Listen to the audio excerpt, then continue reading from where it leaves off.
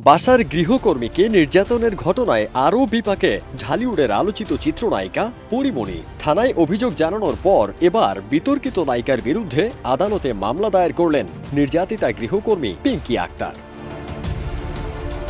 22 April ঢাকার metropolitan magistrate Nazbin আক্তারের আদালতে মারধর, হত্যাচেষ্টা ও ভয়ভীতির অভিযোগ এনে পরীমণিকে 1 নম্বর এবং একই ফ্ল্যাটে বসবাস করা সৌরভকে 2 নম্বর আসামি করে গৃহকর্মী পিঙ্কি মামলা দায়ের করেছেন। বিষয়টি নিশ্চিত করেন তার আইনজীবী অ্যাডভোকেট নাসিদুজ্জামান নিশান।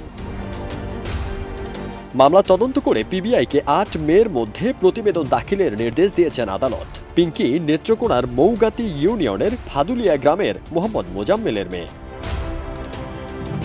গত বছরের মার্চ মাসে পিঙ্কি কাদের এজেন্সির মাধ্যমে পরীমণির বাসায় গৃহকর্মীর চাকরি নেন। 1 বাচ্চার দায়িত্ব দেওয়ার কথা থাকলেও তাকে 2 বাচ্চার দেখাশোনা করতে হতো। এছাড়া নিয়ম ভেঙে দিনে ও রাতে তাকে দিয়ে রান্নার কাজও করিয়ে নিতেন বিতর্কিত এই ঢালিউড নায়িকা। 2 এপ্রিল দুপুর 1টায় বাচ্চার জন্য দুধ তৈরি করায় পরীমণি তার মেকআপ রুম থেকে মাদক সেবন করে বাচ্চার রুমে এসে গালিগালাজ শুরু করেন। প্রতিউত্তর করায় ক্ষিপ্ত হয়ে পিঙ্কির মাথা, মুখ ও চোখে মারধর করেন এই নায়িকা। এতে পিঙ্কি অজ্ঞান হয়ে যান।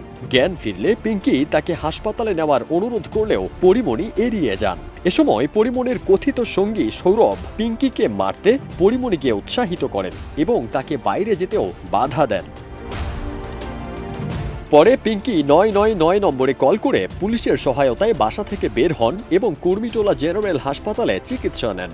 এ ঘটনার পর 3 এপ্রিল তিনি ভাটারা থানায় শামসুন নাহার স্মৃতি ওরফে পরীমণির নামে একটি জিডি করেন।